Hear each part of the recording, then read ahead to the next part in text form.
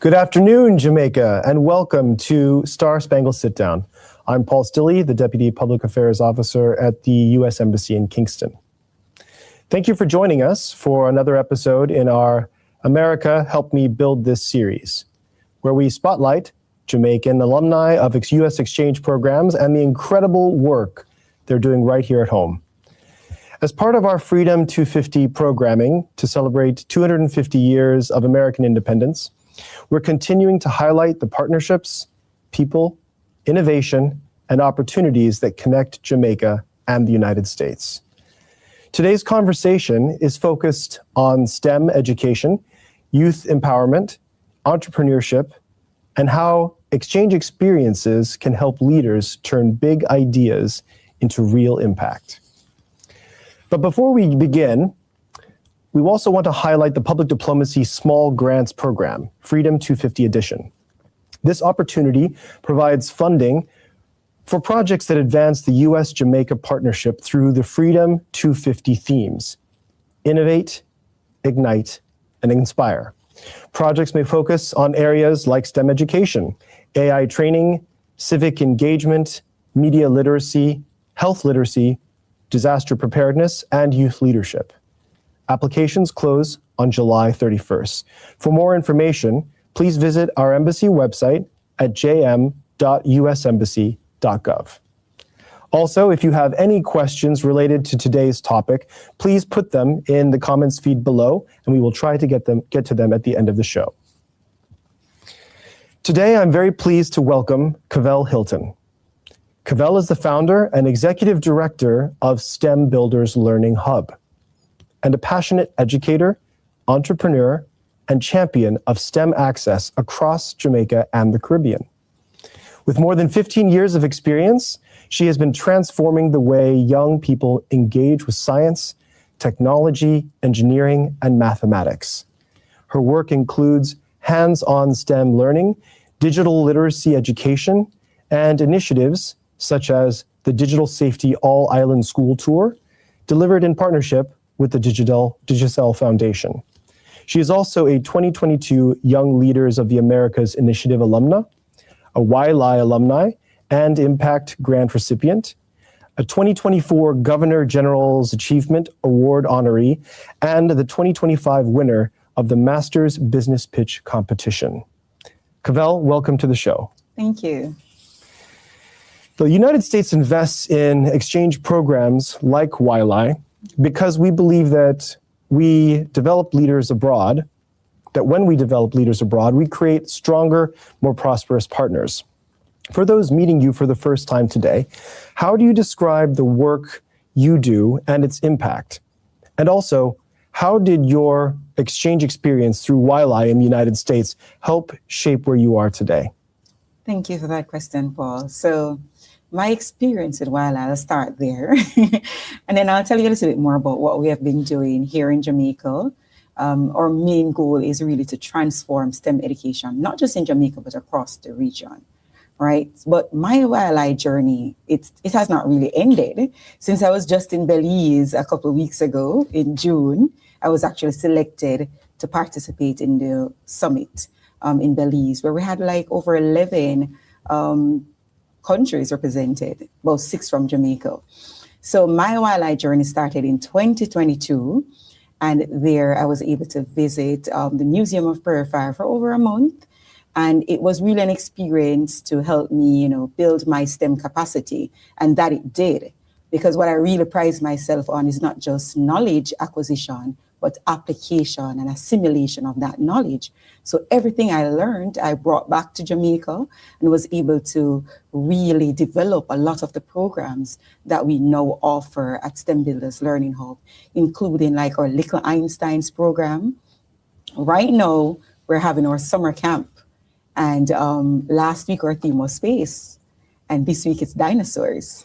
And I really took inspiration from my visit at that museum where we had actual dinosaurs. And that was my first time actually seeing dinosaur bones and, really getting involved in all of that.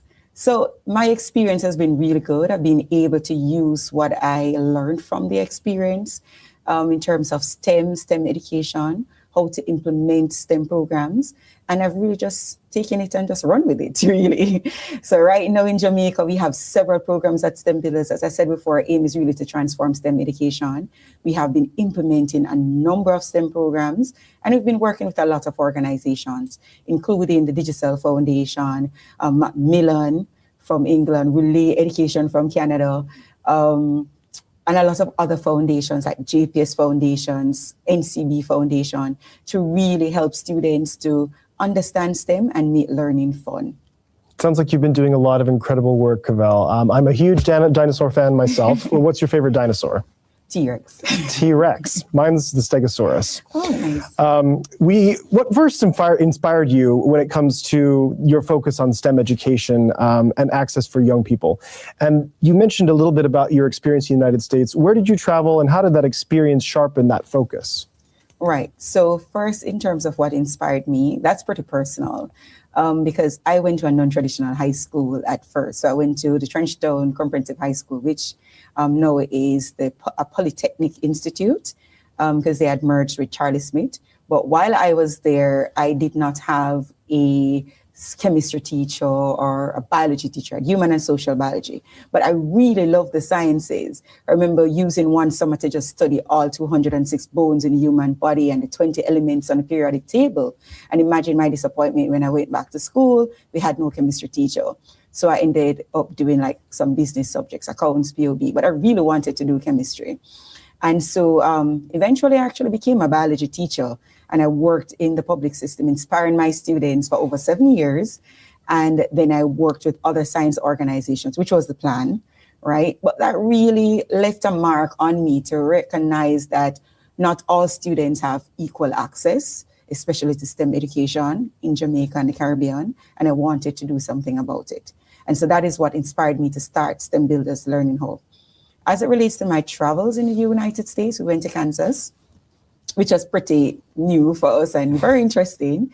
And I would say also my trip to Washington, D.C., I tried to see the White House, and all of that is just looking back and say, this is a little girl from, humble beginnings. And now I'm here standing outside the White House. And it just was like a really full circle moment. It's something that inspired me as well to continue to push forward and to keep dreaming big.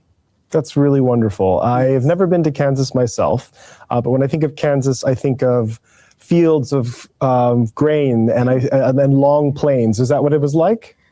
Not exactly. I think when I thought of it, I was thinking about maybe like Smallville or something like that. Okay. Yeah.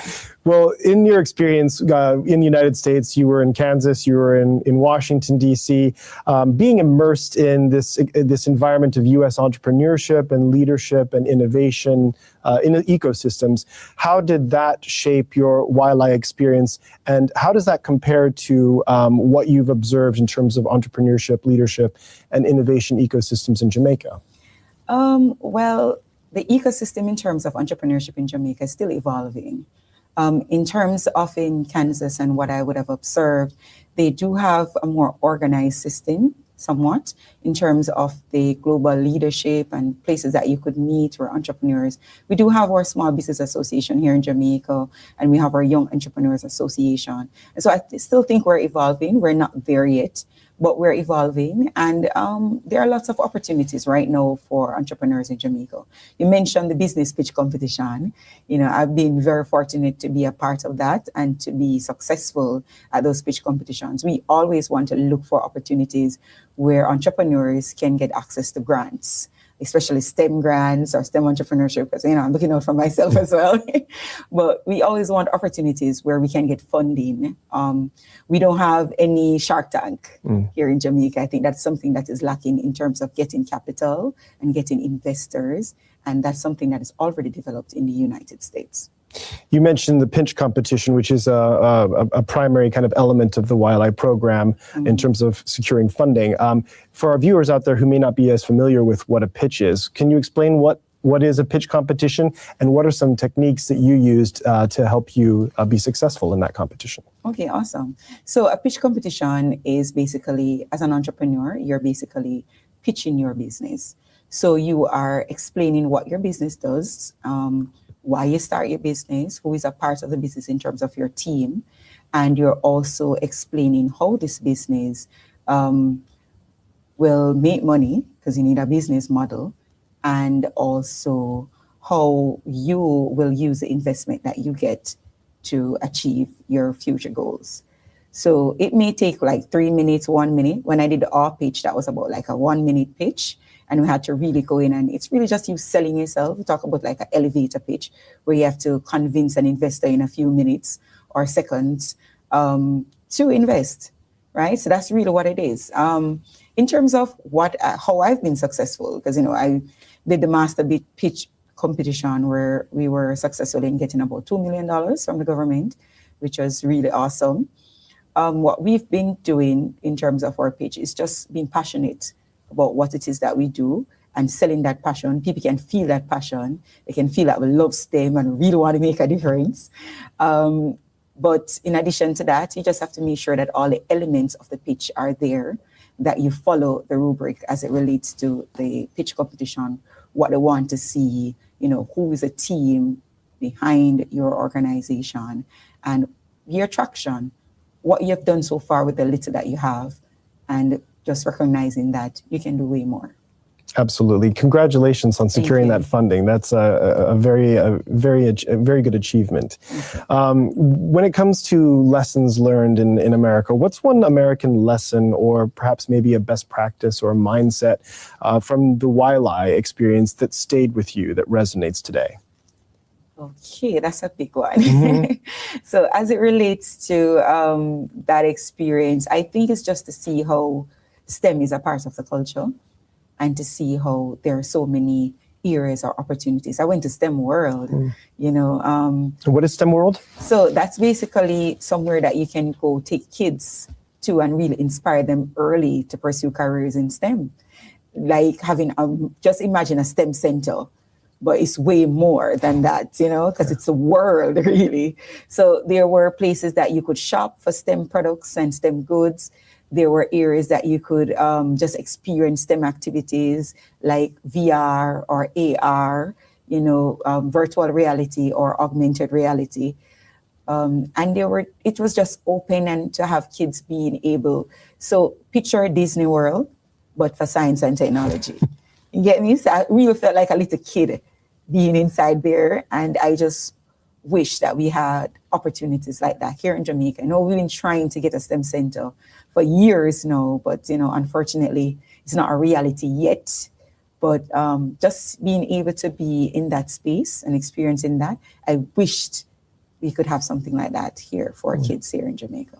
So the best practice that you wish that was in Jamaica is the culture of STEM and inspiring kids from early, so that they will become future technologies, future engineers, future scientists. Right. That's wonderful.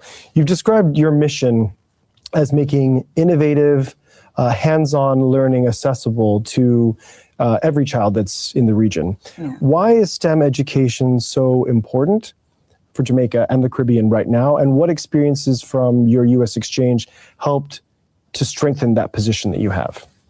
Okay, so why is STEM important? We're in the age of AI. We know that just getting knowledge or having knowledge is not enough. We need to create problem solvers. We need to create critical thinkers. STEM education allows that process to take place. Just yesterday, I was at the Region 7 Leadership Conference speaking with the principals in Jamaica about STEM education and about changing their mindset as it relates to creating a school-wide approach in terms of STEM, right? So the STEM is not just a one-off event. It should be a culture. And as I mentioned before, my YLAI experience really cemented that for me, to know that STEM is supposed to be a whole country shift or Caribbean shift, because that's where the world is going. And if we want to create the future workforce, we need STEM education. In addition to that, if you look at the statistics and you see the number of engineers that are coming from Jamaica, the number of nurses, doctors, we always complain that we have a shortage. And students are not necessarily inspired to pursue STEM careers. When you look at our CSEC results, our PEP results, the sciences, students are not doing that well in the sciences. And so we have to focus on STEM in order to secure our future in Jamaica, in the world, in the region. So that's why it's so important. And recognizing some of the things in the US through my exchange program really helped to cement that for me, to understand that STEM is bigger than just a scientist in a lab. It's the way of the world, and it's how we can make a difference. Diving a little bit deeper into what you're talking about here, which is a very interesting topic, the idea of STEM and education, the Jamaican students that do go into STEM perhaps go abroad for their education. That is so true. And a big problem is getting them to come back and invest back in their country. What are some steps that Jamaica can take to incentivize those STEM learners to come back to their country? That's a big thing as well, because I remember, being at university as an undergrad, studying the sciences, and we have so many hours of labs that we have to do each week. And then just seeing a colleague working in a bank as a bank teller after, and I'm like, you did all those science experiments, or are you doing in a bank? But the reality here in Jamaica is that we do not have a lot of opportunities for science graduates. And so when they leave university, the pathway is very limited. And so that is why many of them choose to go overseas, where they can get more opportunities to really do what they love, How do we get them to come back? We have to create those opportunities right here in Jamaica. I believe that there's an opportunity as it relates to entrepreneurship. Because I could have left maybe, to teach overseas or to do something as it relates to my field in STEM. But I really enjoy helping our students here. And through entrepreneurship, I'm able to live my dream. And so I think if we can create opportunities for them to come back and maybe start their own business, maybe a DNA testing company, we need more of those, or maybe an organization that is doing a lot of innovation to find, scientific breakthroughs. So creating those opportunities, I think, here in Jamaica, not just opening factories, because we don't just want workers, we want people who are leading innovation and technology. So creating more opportunities, capital, funding, grants, for them to come back and be able to develop our country is very important. Those are excellent incentives. Yeah. How do you help students in Jamaica see themselves not just as learners, but as innovators and problem solvers? And how does that connect to the kind of entrepreneurial spirit and thinking in the United States? All right. So as it relates to getting students to not just see themselves, as consumers then of the technology, but to become innovators and creators, I think they just need an opportunity. Last week, we were working with SOS Children's Village and the Tivoli Gardens High School.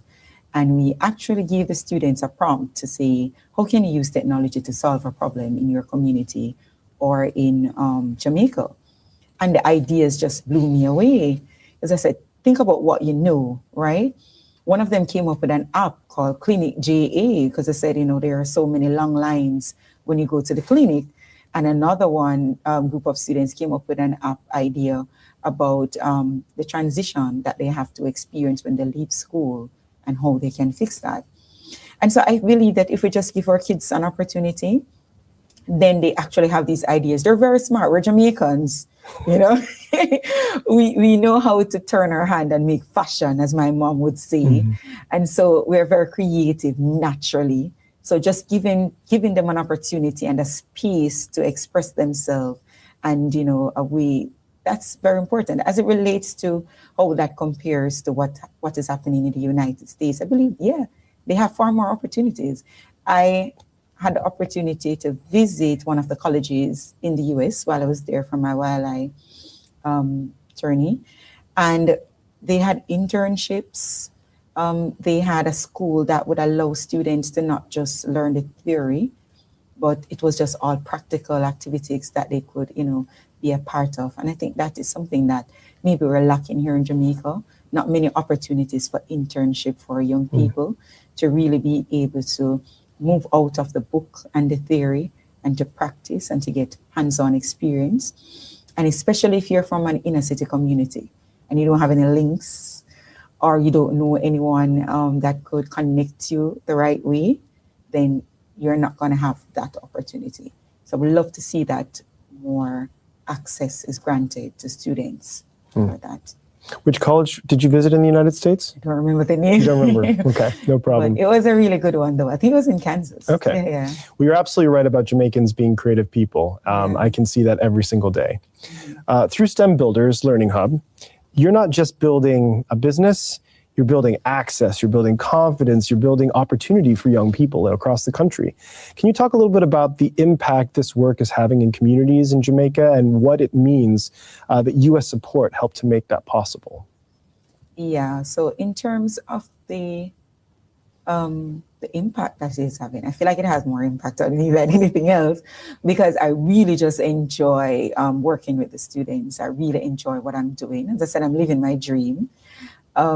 This has always been something that I hope to achieve, and we're not fully there yet, but we're getting there.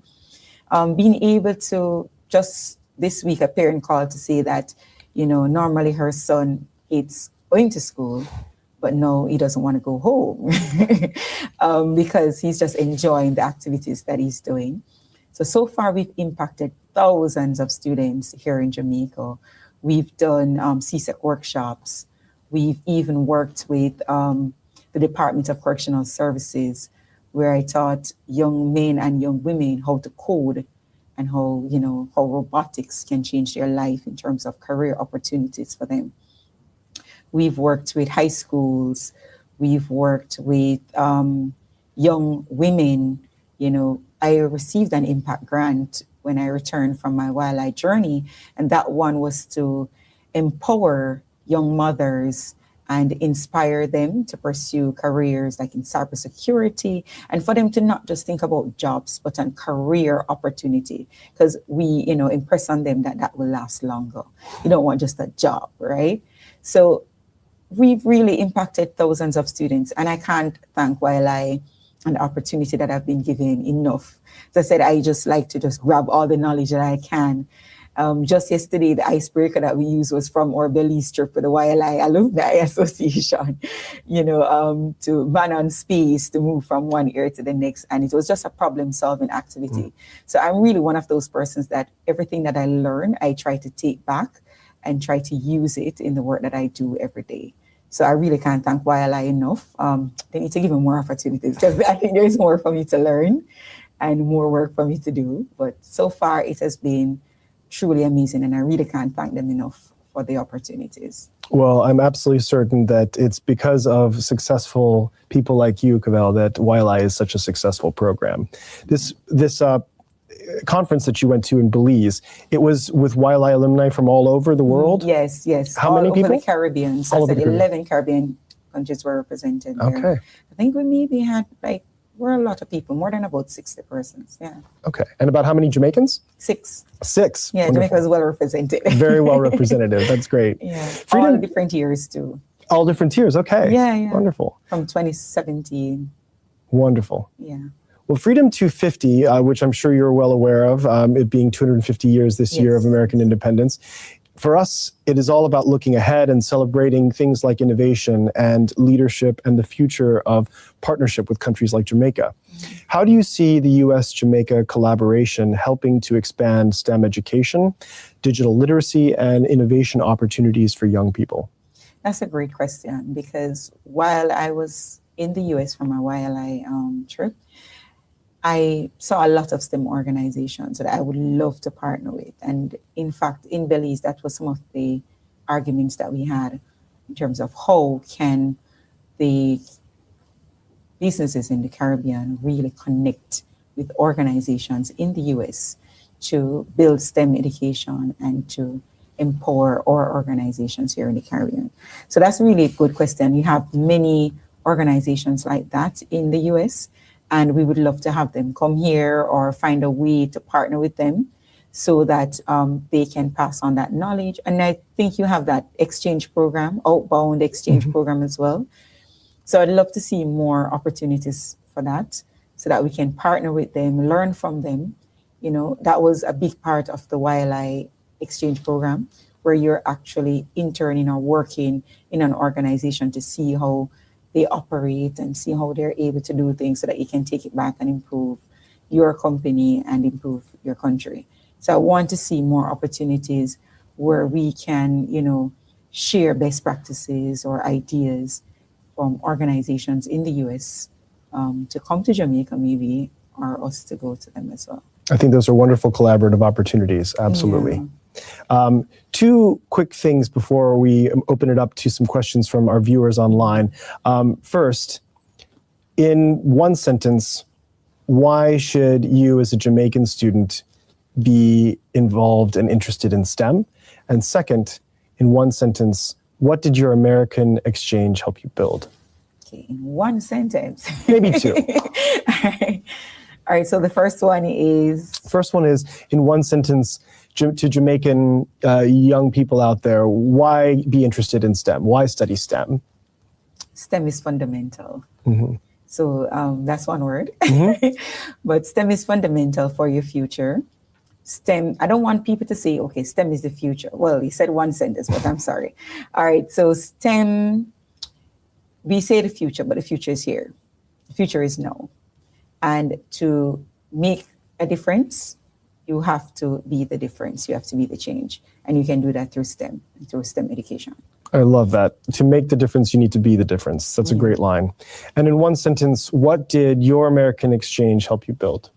It's helped me build the STEM builders that we see today. Remember, it was just an idea that we started in 2020 in the midst of the pandemic, when I started the Academy for Women Entrepreneurship program. That's when I actually registered the organization. And if it wasn't for YLAI, I'm not sure we would be the STEM builders that we are today.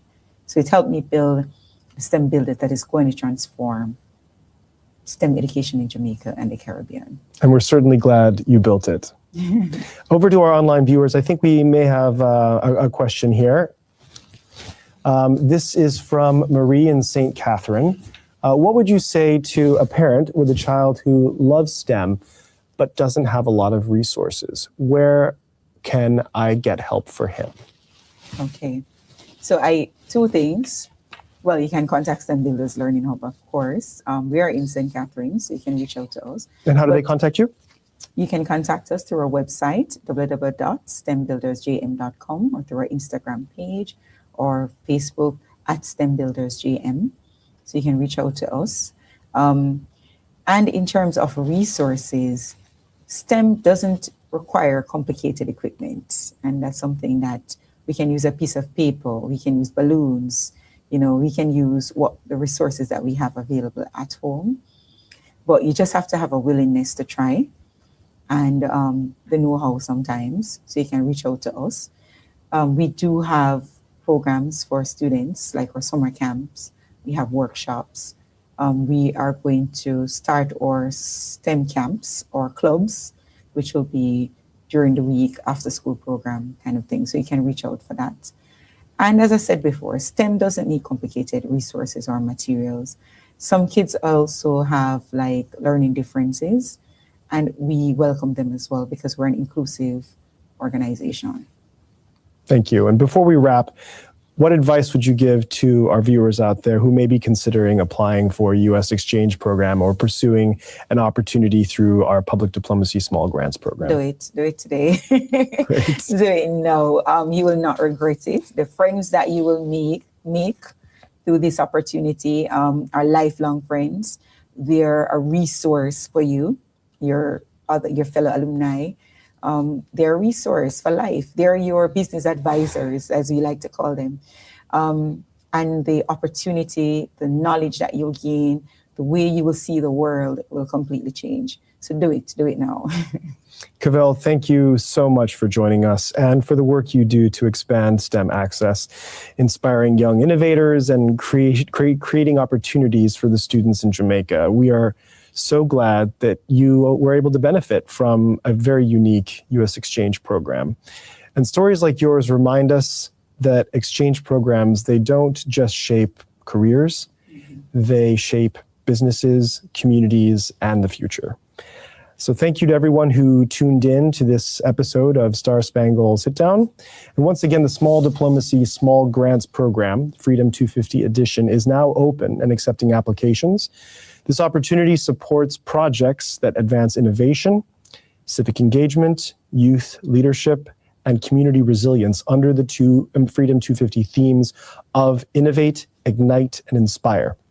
Applications close on July 31st. For more information, please visit our embassy website at jm.usembassy.gov, and be sure to follow the U.S. Embassy's social media pages at US Embassy JA for future episodes and updates on U.S. exchange opportunities. Thank you again for watching, and see you next time.